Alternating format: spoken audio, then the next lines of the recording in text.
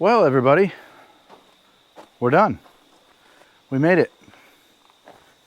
We are finished with the road. And we connected what we started way back in the beginning all the way through. That was quite a job, really. That's building a road, and it's a long road too. It's I gotta look and see how many feet we've actually gone. I'm guessing we're probably in the 1,500, 1,800 feet, maybe even 2,000 feet from the tar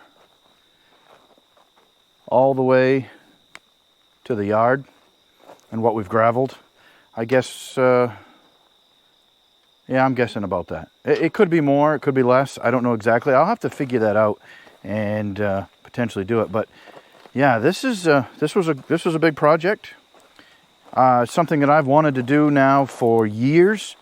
I've wanted to have a better access into the woodlot here and the wood yard, so that it's not so hard to turn around in the wood yard, and you can come in, grab stuff, and drive back out, and you can come in and out easier with trailers.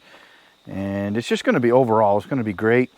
All on the sides of the road here, I'm going to be able to pick up a lot of wood, and going to be able to, a lot of the wood that we're going to have on the sides we can use at the sawmill, or some of it we'll use for firewood.